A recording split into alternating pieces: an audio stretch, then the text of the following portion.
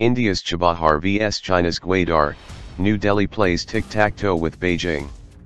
There was jubilation all around at Deendayal Port Trust, the former Kandla port, on October 29, as the first of 6 shipments of wheat bound for Afghanistan left Indian shores. What was so special about the shipment? It was the first time any large consignment from India was traveling to landlocked Afghanistan bypassing Pakistan. Over the next few days, the wheat was shipped 650 nautical miles, 1,200 kilometers, to Chabahar port in Iran, and thence another 635 km by road to Zahedan on Afghanistan's western border. Until India began building 2 berths at Chabahar port, which have been leased to it by Iran for 10 years, surface transport from India to Afghanistan was impossible without passing through Pakistani territory. The new route is so crucial to both India and Afghanistan that both External Affairs Ministers, Sushma Swaraj and Salahuddin Rabbani, respectively, monitored the consignment's departure via video conferencing. The Chabahar berths not only provide India a route to Afghanistan but also to Central Asian markets, without having to join the Chinese-promoted One Belt, One Road, OBOR, initiative.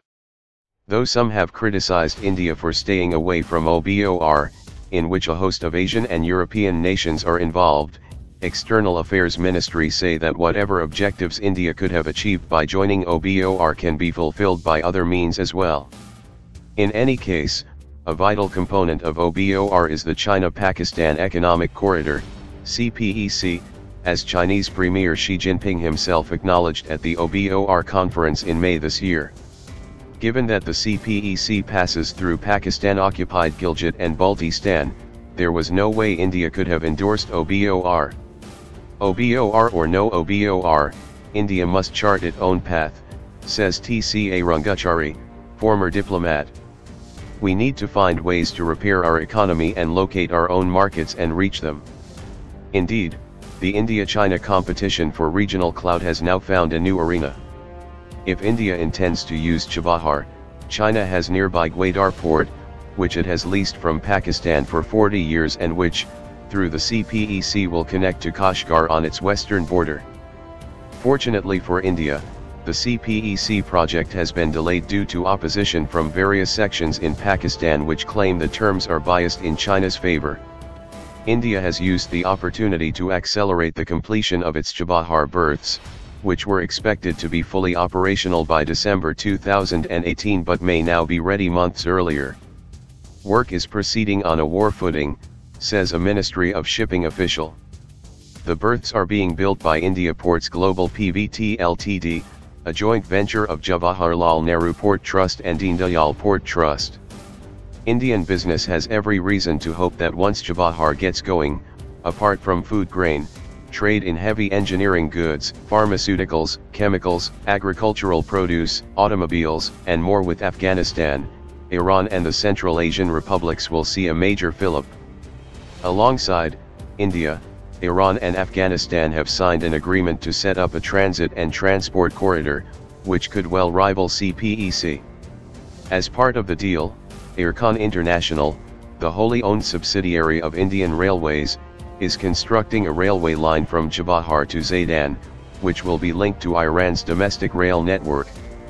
Iran has already completed the road from Chabahar to Zahedan, which in turn will connect with the road from Zaranjay to Dilaram, 2 important urban centers in Afghanistan, which India built in 2009.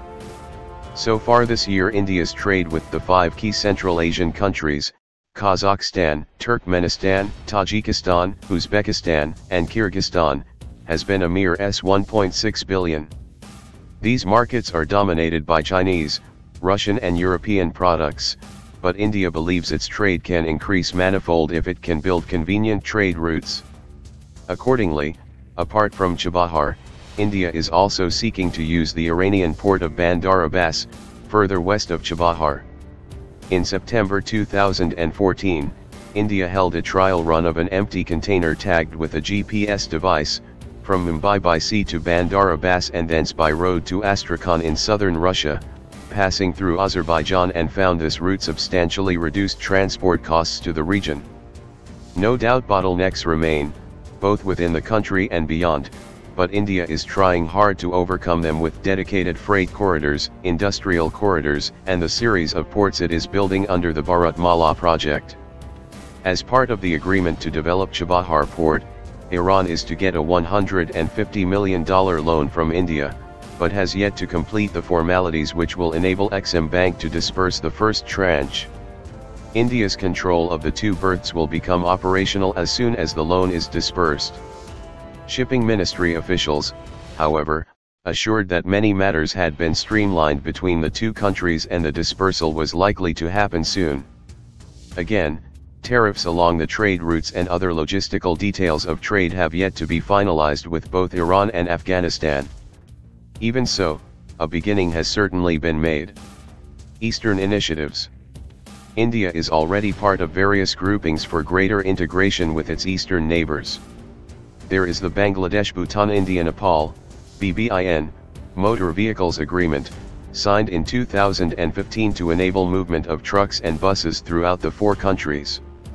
This, however, has hit a snag with Bhutan's parliament unwilling to ratify it. There is the Bangladesh-China-India-Myanmar, BCIM, Forum for Regional Cooperation, launched in 2013, to build a trade corridor through the four countries with industrial zones along the way. There is the Regional Comprehensive Economic Partnership, RCEP, expected to be finalized in the near future, a single, free trade agreement between the 10 ASEAN nations and the 6 with which ASEAN already has such agreements: Australia, China, India, South Korea, Japan, and New Zealand.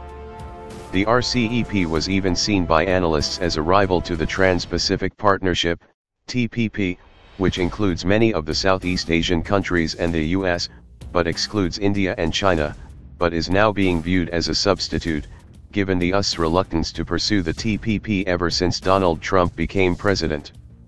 Yet the rivalry between India and China, and especially their deteriorating relations after the Doklam standoff in mid-2017, has had its impact on these agreements as well.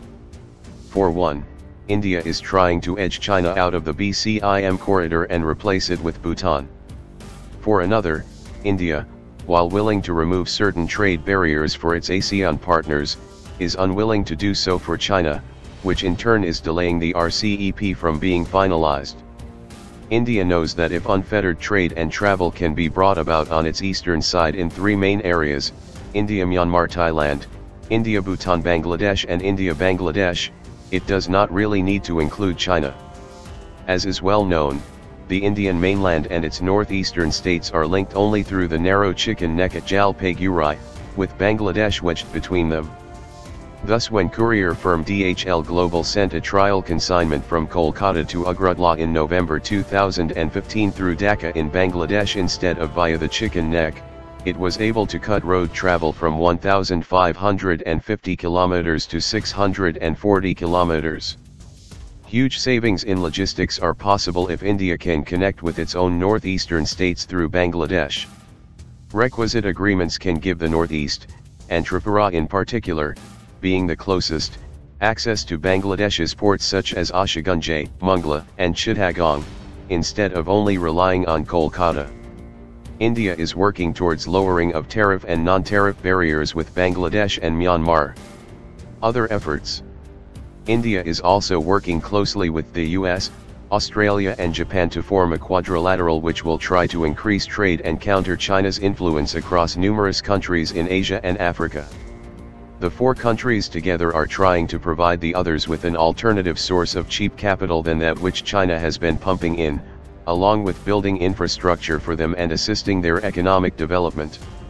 They are feeding into fears in the recipient countries that China engages in predatory financing and could force them into unsustainable debt. In some countries, this has already happened.